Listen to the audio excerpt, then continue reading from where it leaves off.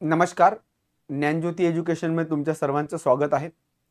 आज आपण एक महत्त्वाचा व्हिडिओ घेऊन आलेलो आहोत, ज्याच्यामध्ये नवीन MPSC करणारे जे आपली मित्रमैत्रीण आहेत, जे आता 12वी झालेत, जे आता ग्रॅज्युएशनला आहेत आणि ज्यांना नेमकं कंबाईन गट ब परीक्षा म्हणजे नेमकं काय, ज्यांना PSI कसं व्हायचं हे माहिती नाहीये किंवा त्याच्यासाठी काय करावं लागेल हे माहिती नाहीये, अशा सर्व विद्यार्थ्यांसाठी आपण हा व्हिडिओ घेऊन आलेलो आहोत. व्हिडिओ जर आपण नीट बघितला ते MPSC कंबाईन 2026 याची जाहिरात येणार आहे मार्च मध्ये. तर त्या परीक्षेची पद्धत काय असेल, त्याचे पात्रतेचे निकष काय असतील, त्याची वयोमर्यादा काय असेल, पद कसं आहे, ते वेतन श्रेणी काय आहे, इतर सर्व बाबी आणि नवीन सुरुवात करणाऱ्या विद्यार्थ्यांसाठी हा स्पेशली व्हिडिओ बनवलेला आहे, ज्याच्यामध्ये तुमचे सर्व प्रश्न ॲड्रेस करण्याचं काम, तुमच्या सर्व प्रश्नांचं निराकरण करण्याचं काम, तुमच्या सर्व प्रश्नांची उत्तरं देण्याचं काम या व्हिडिओमधून आपण करण्याचा प्रयत्न केलेला आहे. तर आपण थोडंसं बेसिक जर बघितलं की याच्यामध्ये आम्ही काय काय घेणार आहोत, तर परीक्षा पद्धतीमध्ये नेमकी परीक्षा कशी असणार आहे, काय असेल त्या परीक्षेमध्ये, तुम्हाला किती अभ्यास करावा लागणार आहे, किती पुस्तकं वाचावी लागणार आहेत, या सगळ्या गोष्टीचा आपण विचार करणार आहोत. तसंच पात्रता निकष काय. बऱ्याच जणांना वाटत असेल मी सध्या पात्र आहे का, मी ग्रॅज्युएशनच्या फर्स्ट इयरला आहे, सेकंड इयरला आहे, मी माझी 12वी झालेली आहे, मी इंग्लिश मीडियममधनं आहे, माझ्याकडे डोमेसाईल नाही आहे, माझ्याकडे कास्ट सर्टिफिकेट नाही आहे, मग त्याच्यासाठी हा आहे. वयोमर्यादा, तुमच्यापैकी बरेच जण 18 पेक्षा कमी असतील पण त्यांना पोलीस व्हायचंय, PSI व्हायचंय, त्यांना मंत्रालयामध्ये ASO व्हायचंय किंवा इतर कुठलं तरी पद MPSCचं घ्यायचंय, अशा सर्वांसाठी ते वयोमर्यादा. आपण हा व्हिडिओ बघताना याच्यामध्ये नेमकी पदं कुठली आहेत, की आपण हा का बघतोय, तुम्ही यातल्या पदांमध्ये तुमचं कुठली ड्रीम पोस्ट आहे का, किंवा तुम्हाला हे जे 4 पदं आहेत त्या पदासाठी तुम्ही इच्छुक आहात का, हे सुद्धा आपल्याला बघायचं आहे. शेवटी आवडीचा विषय म्हणजे प्रत्येकाला नोकरी मिळवण्यामागं 2च कारणं असू शकतात. एक म्हणजे फायनान्शियल स्टॅबिलिटी आणि दुसरं म्हणजे त्याची इच्छा असेल किंवा गव्हर्नमेंट सर्वंट म्हणून काहीतरी चांगलं काम करायचं असेल, तर त्यातलंच फायनान्शियल स्टॅबिलिटीसाठी आपल्याला वेतन श्रेणी किती आहे आणि इतर सर्व आवश्यक बाबी, ज्याच्यामध्ये डोमेसाईल लागतंय का, परीक्षेची तारीख काय असेल, 2026 म्हटलं तर किती दिवस राहिलेले आहेत, त्या दिवसामध्ये काय करायला पाहिजे, या सगळ्या बाबींची चर्चा आपण या व्हिडिओमध्ये करणार आहोत. सगळ्यात पहिले परीक्षेचा परिचय. आता परीक्षेचा परिचय म्हटलं तर तुम्हाला फक्त सध्याच्या घडीला मी कन्सिडर करतो की एवढंच माहिती आहे की आपल्याला गव्हर्नमेंट नोकरी करायची. मग गव्हर्नमेंट नोकरी करायची असेल तर काय करावं लागेल. गव्हर्नमेंट नोकरी करायची असेल तर महाराष्ट्र पब्लिक सर्व्हिस कमिशन म्हणजेच महाराष्ट्र राज्य लोकसेवा आयोग यांच्या मार्फत गट ब चं जे स्पर्धा परीक्षा आहे त्याची अधिसूचना काढण्यात येते. अधिसूचना म्हणजे नोटिफिकेशन. आता हे नोटिफिकेशन काढल्यानंतर हे कधी येणार आहे, तर आयोगाचं 1 वर्षाचं ऑलरेडी टाइम टेबल आलेलं असतं.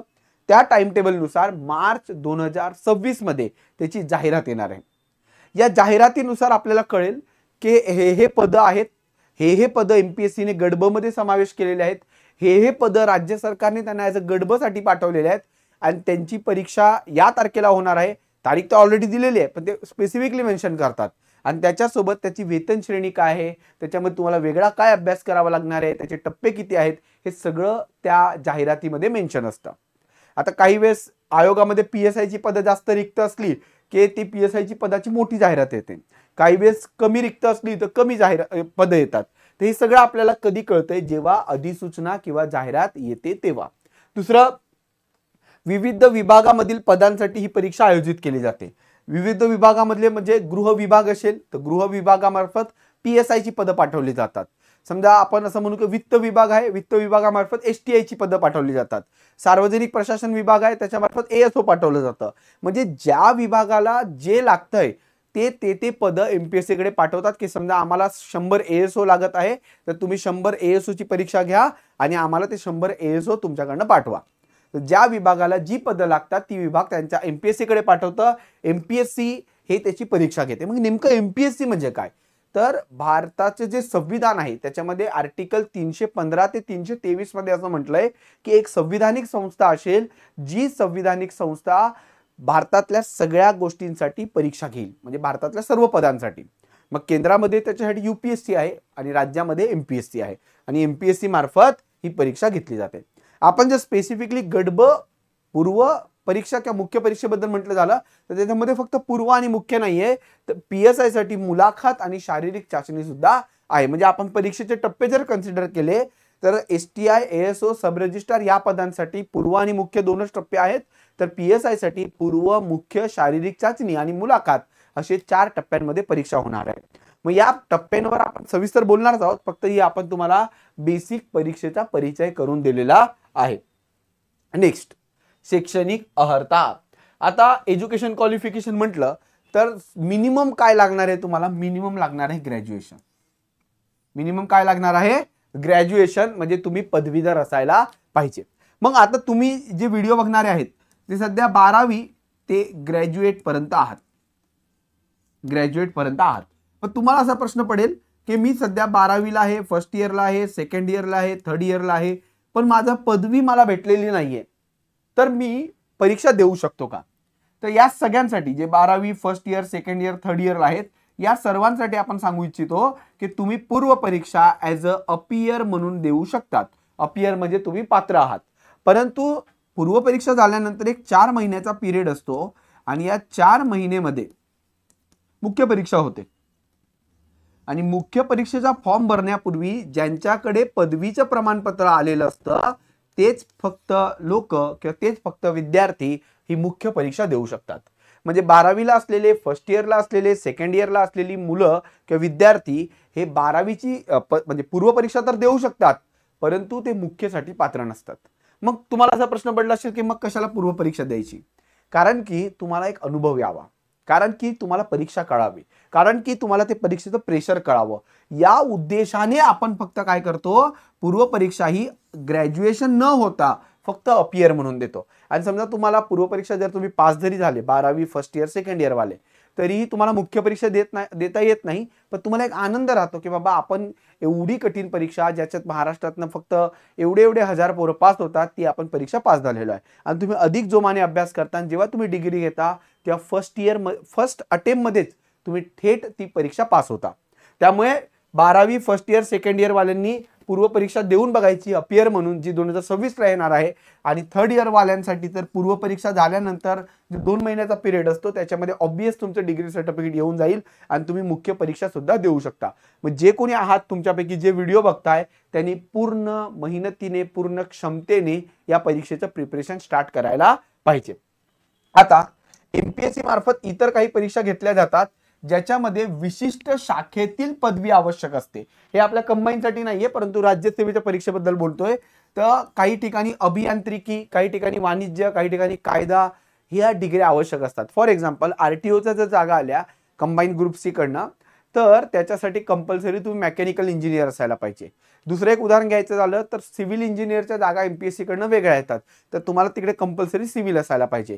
तिसरं एक उदाहरण घ्यायचं झालं तर वित्त आणि लेखाधिकारीच्या जागा येतात राज्यसेवेकडनं, त्याच्यामध्ये तुम्हाला कंपल्सरी कॉमर्सची डिग्री पाहिजे. हे सगळं लक्षात ठेवा. परंतु आपण जी परीक्षा देत आहोत MPSC कंबाईन ग्रुप बी, त्या ग्रुप बीच्या 4ही पदासाठी फक्त आणि फक्त पदवी आवश्यक आहे. त्याच्यामुळे तुम्हाला लोड घ्यायची काही गरज नाही. नेक्स्ट मेन महत्वाचा क्रायटेरिया म्हणजे मराठी भाषेचं ज्ञान आवश्यक आहे. मराठी भाषेचं ज्ञान आवश्यक आहे म्हणजे काय की तुम्हाला मराठी आली पाहिजे. पण ती मराठी आली पाहिजे हे तुम्ही कागदपत्री कसं दाखवणार? तर 10वी किंवा 12वी मध्ये तुम्हाला कंपल्सरी मराठी विषय असायला पाहिजे. मग 10वीच्या भाषेमध्ये आपल्याला 3 भाषा असतात बघा. सगळ्यात पहिली आपली मराठी, दुसरी आपल्याला हिंदी किंवा इंग्लिश असते आणि तिसरी परत हिंदी किंवा इंग्लिश. म्हणजे मी जेव्हा 10वीला होतो तेव्हा मराठी, हिंदी आणि इंग्रजी अशा 3 भाषा मला होत्या. तशात तुम्हाला पण असतील. तर ते 10वीचं तुमचा रिझल्ट किंवा 12वीचा रिझल्ट हा एक एव्हिडन्स किंवा हा एक प्रूफ आहे की तुम्हाला मराठी भाषेचं ज्ञान आहे. म्हणजे 2 क्रायटेरिया तुम्हाला इथं कळाले. एक तुम्हाला पदवी पाहिजे आणि दुसरा मराठी आलेली पाहिजे. पुढे वयोमर्यादा अतिशय महत्वाचा विषय का? कारण की तुम्हाला कळलं पाहिजे की तुम्ही कुठून परीक्षा देऊ शकता आणि कुठे तुम्हाला थांबवायचं आहे. याच्यासाठी आयोगाने हे ऑफिशियल आपल्या 2025च्या जाहिरातीमध्ये आपण घेऊन आलेलो आहोत. याच्यामध्ये सहाय्यक कक्ष अधिकारी, राज्य कर निरीक्षक आणि पोलीस सब इन्स्पेक्टर अशा आपल्याला 3 लोकांच्या वयोमर्यादा बघायच्या आहेत. पोलीस सब इन्स्पेक्टर, याच्यात अजून एक पद आहे सब रजिस्ट्रार ऑफिसर. परंतु त्याची मर्यादा ही सहाय्यक कक्ष अधिकारी आणि राज्य कर निरीक्षक सारखीच आहे. आता वयोमर्यादा निश्चित करताना आयोग ना जाहिरातीमध्ये एक तारीख देते. जसं 2025च्या जाहिरातीमध्ये 1 नोव्हेंबर 2025 दिली होती. आता 2026च्या जाहिरातीमध्ये काय तारीख असेल हे आयोगाचं ऑफिशियल जेव्हा मार्च 2026 ला येईल तेव्हा आपण बघूया. आता याच्यात मिनिमम वय किती पाहिजे, किमान वय 18. पण हे जर किमान वय जर बघितलं तर पीएसआयच्या बाबतीत किती आहे, तर पीएसआयच्या बाबतीत 19 आहे. किती आहे पीएसआयच्या बाबतीत 19 आहे. नंतर कमाल वय जर अमागास म्हणजे ओपन कॅटेगरीसाठी बघितलं तर इथं 38 आहे. कोणाला, सब रजिस्ट्रार ऑफिसर, सहाय्यक कक्ष अधिकारी आणि राज्य कर निरीक्षक. परंतु पीएसआय साठी हे 31 आहे. त्याच्यानंतर मागासवर्गीयांसाठी 43 आणि पीएसआय साठी 34. म्हणजे तुम्ही बघितलं असाल की इथं 38च्या ऐवजी 31 पीएसआय ला वय का ठेवले, कारण की पीएसआय साठी फिटनेस वगैरेच्या गोष्टी महत्वाच्या असतात. पीएसआय खूप वयस्कर होईपर्यंत तुम्हाला पीएसआय होता येत नाही, कारण की पीएसआय त्यांना यंग पाहिजे, जे आपल्या पोलीस प्रशासनामध्ये कायदा आणि सुव्यवस्थेमध्ये हातभार लावू शकतो असा तो असतो पीएसआय. त्याला आपण फौजदार पण म्हणतो, पोलीस उपनिरीक्षक पण म्हणतो. त्यामुळे बाकीच्या सगळ्यांसाठी 38, 18, 38, 43 आणि पीएसआय साठी 19, 31 आणि 34. इथं माजी सैनिक वगैरे जे आहेत किंवा खेळाडू आहेत यांच्यासाठी पण वयोमर्यादा दिलेली आहे, इथं तुम्ही बघू शकता. आणि माजी सैनिक किंवा आपले खेळाडू यांच्यासाठी पीएसआय ला पण एवढीच लिमिट आहे 34 ची. नेक्स्ट, पदसंख्या आणि पदनाव, पोस्ट अँड डिपार्टमेंट्स. सगळ्यात पहिले गट ब अंतर्गत कुठले कुठले पद येतात, तर आपण बघतोय सगळ्यात महत्वाचं क्रिमी पद म्हणजे उपनिबंधक, सब रजिस्ट्रार ऑफिसर. हे तुम्ही कुठं ऐकलं असेल, जेव्हा तुम्ही तुमचं घर किंवा तुमचं जी जमीन आहे ती तुम्ही इतरांच्या नावाने ट्रान्सफर करायला जात असाल किंवा त्याचे वाटे पाडत असाल तेव्हा तुम्हाला रजिस्ट्री ऑफिसमध्ये जावं लागतं. आणि रजिस्ट्री ऑफिसमध्ये जे काही तुमचं काम चालतं त्याच्यामधला एक अधिकारी म्हणजे सब रजिस्ट्रार ऑफिसर. त्याच्यानंतर सहाय्यक कक्ष अधिकारी, त्याला आपण असिस्टंट सेक्शन ऑफिसर म्हणतो.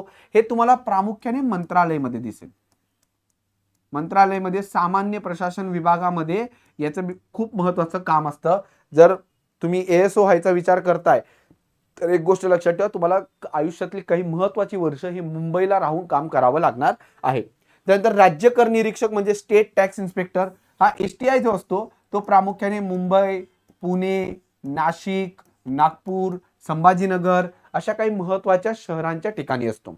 तर हा खूप महत्वाचा आहे आपल्याकडे, कारण की याच्यावर आपले जे कर संदर्भात जे काही कामं आहेत ती कर संदर्भातली कामं यांच्याकडे सोपवण्यात आलेली आहेत. आणि सगळ्यांचा आवडीचा म्हणजे पोलीस उपनिरीक्षक, पोलीस सब इन्स्पेक्टर म्हणजे पीएसआय. हा पीएसआय तर कुठेतरी तालुक्याच्या ठिकाणी असतो, कधी कधी त्याला शहर भेटतं, त्यांच्या फिक्स पोस्ट लोकेशन नसतं. काहीकांना 3 वर्ष आधी मुंबई करावं लागतं, काहीकांना शेवटी 3 वर्ष करावं लागतं, आपल्याला कंपल्सरी गडचिरोलीला जावं लागतं. असं सगळं व्हरायटीवालं पद म्हणजे पीएसआय. आता याच्यामध्ये एक गोष्ट मला आवर्जून सांगावी वाटते, ती म्हणजे सरळ सेवा अंतर्गत असलेली पद. काय? सरळ सेवा. आता एक गोष्ट लक्षात ठेवा, तुमच्यापैकी जे कोणी सरळ सेवा करत असतील त्यांच्यासाठी सरकारचा एक नवीन जीआर नुसार 2026 पासून जेवढ्या काही सरळ सेवा आहेत ज्या टीसीएस आणि आयबीपीएस मार्फत घेतल्या जातात त्या सर्व सरळ सेवा आता इथून पुढे 2026 पासून कोणाकडे देण्यात येणार आहेत? एमपीएससी कडे देण्यात येणार आहेत. म्हणजे एमपीएससी मार्फत 3 परीक्षा होतात. जरा थोडं व्यवस्थित समजावून सांगतो तुम्हाला मी. एमपीएससी मार्फत 3 परीक्षा होतात ज्या आपल्या कामाच्या आहेत. म्हणजे बाकी स्पेशल डिग्रीसाठी वेगवेगळ्या परीक्षा आहेत, जसं की वकिलांसाठी judicial magistrate first class JMFC ची एक्झाम वेगळी असते. परंतु ते न सांगता फक्त एनी डिग्री वाल्यांसाठी 3 महत्वाच्या परीक्षा, ज्याच्यामध्ये सगळ्यात पहिली म्हणजे राज्यसेवा, दुसरी म्हणजे कंबाईन गट ब, ज्याचा आपण हा व्हिडिओ बनवलाय, आणि तिसरी म्हणजे कंबाईन गट क ग्रुप सी. आता बघा, ज्या सरळ सेवा परीक्षा आहेत त्या प्रामुख्याने टीसीएस आयबीपीएस आतापर्यंत घेत होती. परंतु सरकारच्या नवीन जीआर नुसार आता सरळ सेवेमधलं एखादं पद हे जर क्लास 2 ऑफिसरचं किंवा गट ब चं असेल तर त्याची परीक्षा ही कंबाईन ग्रुप बी मार्फत होणार आहे. आणि एखादं पद जर क्लास 3 अधिकाऱ्याचं असेल तर त्याची परीक्षा एमपीएससी कंबाईन ग्रुप सी मार्फत असणार आहे. म्हणजे तुम्हाला आता इथून पुढे सरळ सेवा करायचा जरी विचार करत असाल तर लक्षात ठेवा आपल्याला कंबाईनच करावी लागणार आहे, कारण की सगळी पदं इथून पुढे कंबाईन मध्ये जाणार आहेत. आता याला एक अपवाद असा की जर एखादं टेंडर, एखादं कॉन्ट्रॅक्ट 2025 मध्ये साईन झालं असेल, त्याची परीक्षा डिले होऊन टीसीएस आयबीपीएस कडनं 2026 मध्ये घेतली जात असेल तर ती गोष्ट वेगळी. परंतु 2026 पासून ज्या नवीन परीक्षा येणार, नवीन पद निर्माण होणार, नवीन रिक्त पद असणार, ते सर्व नवीन रिक्त पद हे 2026 पासून MPSC कडे शिफ्ट होत आहेत. त्यामुळे सरळ सेवा करणारी जी नवीन जनता आहे त्यांनी सुद्धा हाच पॅटर्न फॉलो करायचा आहे. त्यांच्यासाठी सुद्धा MPSC कंबाईन गट ब हीच परीक्षा आहे. त्याच्यानंतर वेतन श्रेणीच्या दृष्टिकोनातून जर आपण विचार केला तर सर्व 4 पदासाठी S14 म्हणजे S14 नावाचं पे स्केल आहे, ज्याच्यामध्ये 38,600 हे तुमचं बेसिक पे आहे. फक्त याला अपवाद म्हणजे सहाय्यक कक्ष अधिकारी याचं पे स्केल सध्या वाढवण्यात आलेलं आहे आणि त्यांना आता 44,000 बेसिक पे भेटतात. आता याच्यामध्ये पे स्केल म्हणजे काय हे सांगून देतो. तत्पूर्वी सांगतो की STI, PSI आणि दुय्यम निबंधक यांना सगळ्यांना S14 आहे आणि सहाय्यक कक्ष अधिकारी याला S16 आहे. मग हे S16 S14 काय असतं तर एखाद्या पदाचं मिनिमम पगार किती असेल याचं ते पे स्केल असतं. मिनिमम पगार म्हणजे याला 38,600 बेसिक आहे, याला 44 बेसिक आहे. मग या बेसिक मध्ये मग फक्त 38,000 पगार भेटणार आहे का तर नाही. या बेसिक सोबतच सरकारचे काही भत्ते ऍड असतात. भत्त्यामध्ये एक असतो महागाई भत्ता, दुसरा असतो वाहतूक भत्ता, तिसरा असतो आपला रहिवाशी म्हणजे राहण्याचा भत्ता. या सगळ्या गोष्टी ऍड करून तो जो पेमेंट असतो तो ऍट दी एंड जवळपास 70,000 पेक्षा गेलेला असतो. आता त्या काळात तो कुठल्या लोकेशनला राहतो. फॉर एक्झाम्पल मुंबई जर असेल तर 30% भत्ता आहे रेसिडेन्ससाठी म्हणजे राहण्यासाठी, पण तेच जर तुम्ही कुठेतरी गावाच्या एरियात गेले तर तिकडे फक्त 10% असतो. ते प्रत्येक शहराचं प्रत्येक एरियाचं व्हॅरी करतं सरकारच्या अधिसूचनेनुसार. त्याच्यामुळे पेमेंट हा तुमचा 70,000च्या आसपास राहणार आहे हे कन्सिडर करा. का वेतन श्रेणी महत्वाची आहे कारण की आपण 2-3 गोष्टीसाठी गव्हर्नमेंट नोकरीमध्ये येण्याचा विचार करत असतो. एक तर आपल्याला काम करायची इच्छा आहे, सरकारमध्ये येऊन काहीतरी बदल घडवायचा आहे. दुसरं आपल्याला स्टॅबिलिटी पाहिजे, जॉब सिक्युरिटी पाहिजे आणि थोडंसं फायनान्शियल चांगलं पाहिजे. मग सरकारमध्ये काम करताना तुम्हाला जर व्यवस्थित फायनान्शियल भेटत असेल तर तुम्ही योग्य काम करू शकता. म्हणून सरकार सन्मानजनक आपल्याला वेतन देते, जेणेकरून आपण व्यवस्थित त्या वेतनाच्या आधारावर आपलं काम प्रामाणिकपणे करावं. म्हणून आपल्याला खूप जास्त पे स्केल इकडे देण्यात आलेला आहे. पुढे परीक्षेची पद्धत जी आहे ती आहे वस्तुनिष्ठ बहुपर्यायी. वस्तुनिष्ठ बहुपर्यायी म्हणजे multiple choice question. Multiple choice question म्हणजे काय नेमकं तर याच्यामध्ये तुम्हाला एक प्रश्न विचारला जातो आणि त्याच्या खाली 4 पर्याय दिले जातात आणि त्या 4 पर्यायाच्या आधारावर तुम्हाला गोळा मारायचा असतो. समजा हे A चा गोळा, हा B चा गोळा, हा C चा गोळा आणि हा D चा गोळा. जर तुम्ही A पर्याय निवडला तर तुम्हाला असा A चा गोळा काळा करावा लागतो. आता इकडे मी पिवळा केलाय परंतु तुम्हाला काळा करावा लागतो. म्हणजे काय तुम्ही आपले जे 10वी 12वीला रिकाम्या जागा बघितल्या तशा रिकाम्या जागा असतात आणि ते पूर्व परीक्षेमध्ये पण तसंच आहे आणि मुख्य परीक्षेमध्ये पण तसंच आहे. काही जणांना प्रश्न पडला असेल की आता तर डिस्क्रिप्टिव्ह झालेला आहे किंवा लिहिण्याची परीक्षा झालेली आहे, तर MPSCच्या राज्यसेवेची परीक्षा ही लिहिण्याची झालेली आहे. MPSC कंबाईन परीक्षा अजूनही वस्तुनिष्ठ बहुपर्यायी म्हणजे MCQ पॅटर्न मध्येच आहे. MCQ पॅटर्न मध्ये एक प्रश्न त्याचे 4 पर्याय आणि 4 पर्यायामध्ये तुम्हाला गोळा मारायचा आहे. तर पूर्व परीक्षा ही वस्तुनिष्ठ बहुपर्यायी आहे आणि मुख्य परीक्षा सुद्धा वस्तुनिष्ठ बहुपर्यायी आहे.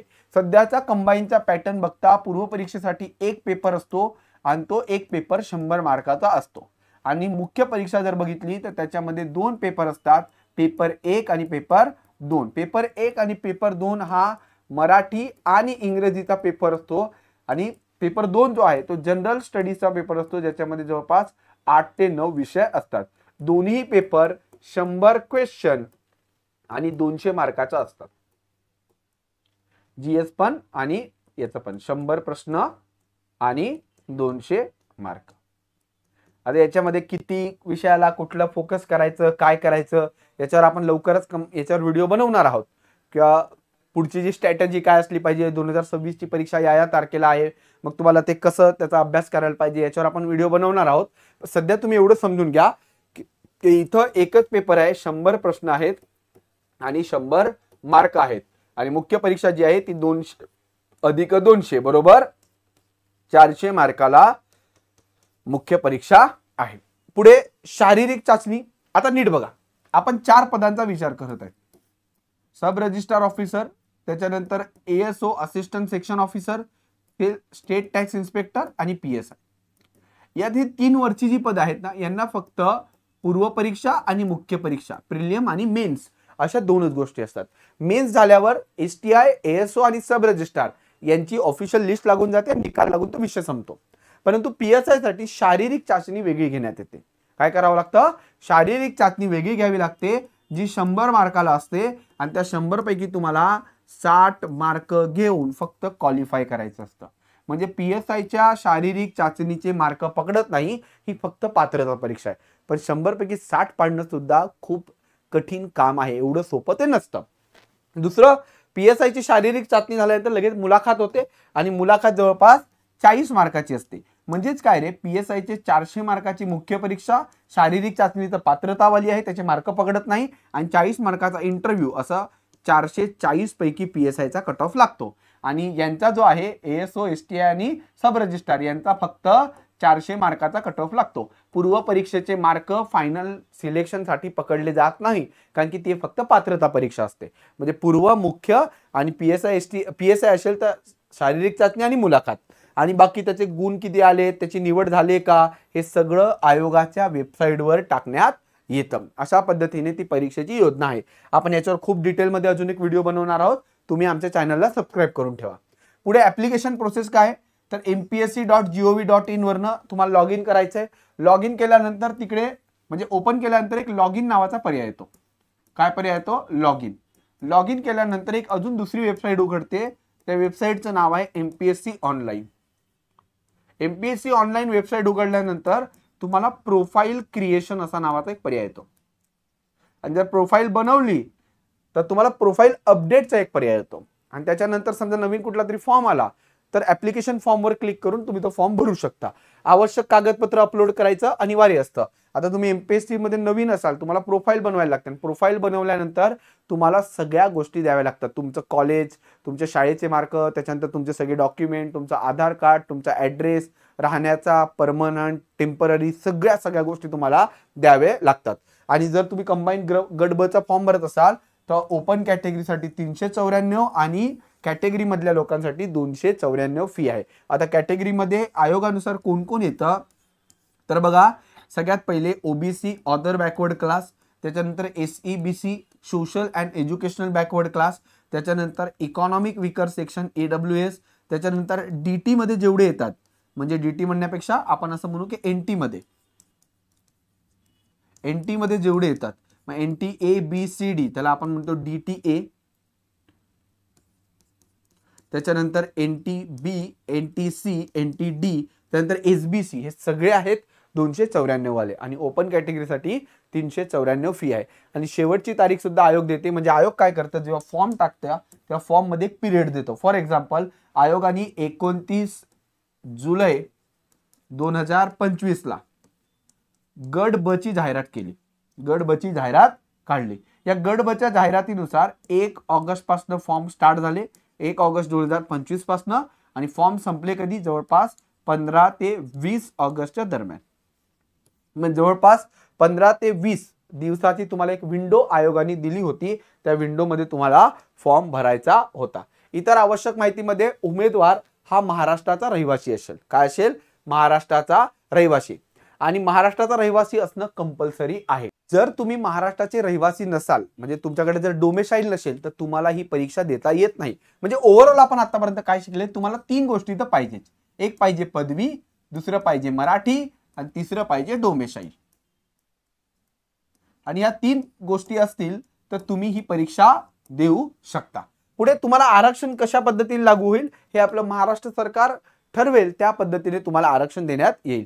त्याचसोबत तुम्हाला वैध ओळखपत्र म्हणजे आधार कार्ड, पॅन कार्ड, जात प्रमाणपत्र, त्याची जात, त्याची कास्टची व्हॅलिडिटी, त्याच्यानंतर तुमचे शैक्षणिक कागदपत्र म्हणजे प्रामुख्याने तुमच्याकडे जी डिग्री सर्टिफिकेट आहे ते तुम्हाला लागणार आहे. आणि परीक्षा कुठे देऊ शकतात?